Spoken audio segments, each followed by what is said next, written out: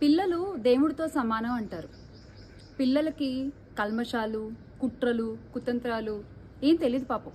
ఇక్కడ ఏముందో వాళ్ళ నోట్లోంచి అదే మాట్లాడతారు. దాన్ని ఎలా మెలికలేయాలి, ఎలా దాన్ని మన కోసం వాడుకోవాలి, ఎలా దాన్ని అబద్ధ ప్రచారంగా చేసుకోవాలి, ఇలాంటివేవి చిన్నపిల్లలకు తెలీదు.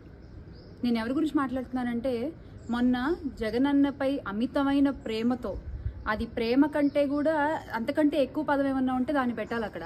అంత అమితమైన ప్రేమతో, భక్తితో ఒక చిన్నారి ఒక్క నిమిషం అని చెప్పి తనకి ఇష్టమైన వ్యక్తి కళ్ళెదురుగా కనపడితే ఆ ఆనందాన్ని ఆపుకోలేక ఒక్కసారి అడిగి మరీ వెళ్ళి జగనన్నతో ఫోటో తీయించుకుని ఆ ప్రేమని ఆమె ఒక చిన్న ముద్దు రూపంలో వ్యక్తపరిస్తే ఆ వీడియో చూసిన ప్రతి ఒక్కళ్ళకి, అంటే ఇంక్లూడింగ్ నాకు కూడా వీడియో చూసినప్పుడు కళ్ళు చెమర్చాయి. ఒక్క నిమిషం.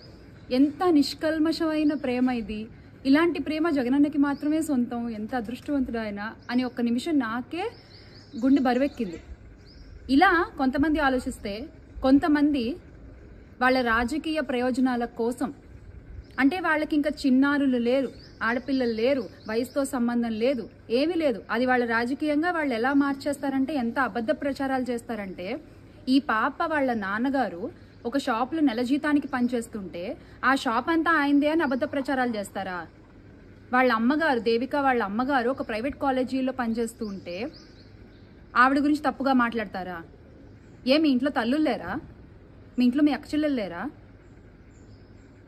ఆ పాప ఫోటోలకి వేరే ఫోటోలు యాడ్ చేసి ట్విట్టర్లో ట్రోల్స్ చేస్తారా? మనుషులేనా మీరు అసలు?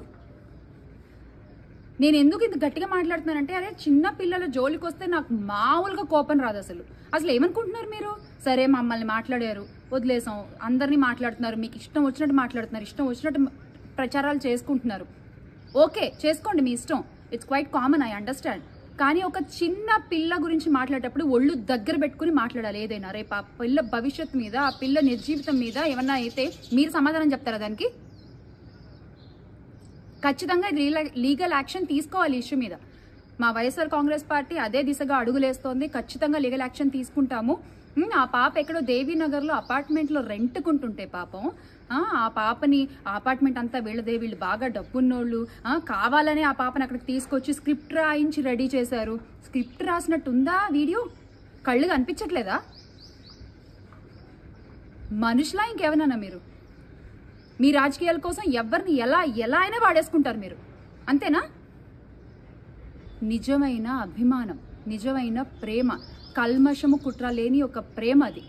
ఆ ప్రేమ కావాలంటే అందరికీ దొరకలేదన్న బాధతో, కడుపు మంటతో ఇలాంటివి చేయకండి దయచేసి, ప్లీజ్. జై జగన్.